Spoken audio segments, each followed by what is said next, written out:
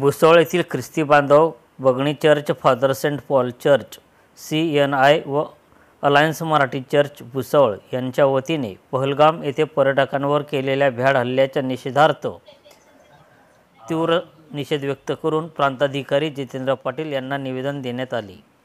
22 April रोजी मानवतेला काळिमा फासणारी घटना घडली आहे, ज्यामध्ये अनेक निष्पाप लोकांचे बळी घेतले गेले व अनेकांची कुटुंब उद्ध्वस्त केली गेली।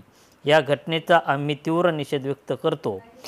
सदरील घटनेमुळे सामान्य समाजाच्या सुरक्षेचा प्रश्न देखील ऐरणीवर आला आहे।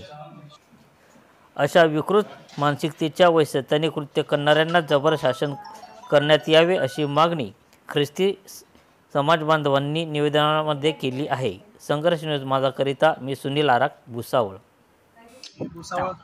सर, आपलं नाव काय?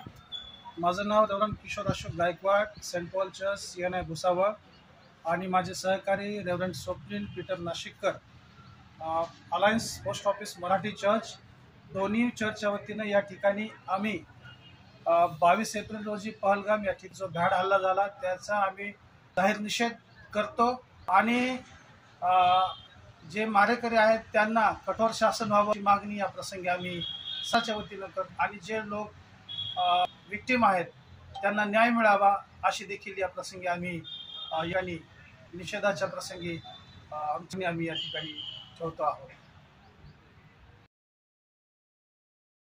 आपलं मी reverend Swapnil Peter Nashikkar, alliance Marathi church Bhusawal या चर्चचा धर्मगुरू या नात्याने पहलगाम या ठिकाणी दहशतवाद्यांनी ज्या मारेकऱ्यांनी पर्यटकांवर जो बेछूट गोळीबार केला आणि त्या कुटुंबांची आणि पर्यटकांची जी जीवितहानी त्या ठिकाणी झाली, आम्ही संपूर्ण ख्रिस्ती समाजाच्या वतीने भुसावळ शहरातील तमाम ख्रिस्ती समाज, प्रत्येक व्यक्ती आम्ही ह्या गोष्टीचा जाहीर निषेध करतो आणि त्याचप्रमाणे जी कुटुंब, जे व्यक्ती ह्या असणाऱ्या गोष्टीमध्ये मृत्युमुखी पडले त्यांना आम्ही भावपूर्ण श्रद्धांजली या ठिकाणी अर्पण करत आहोत।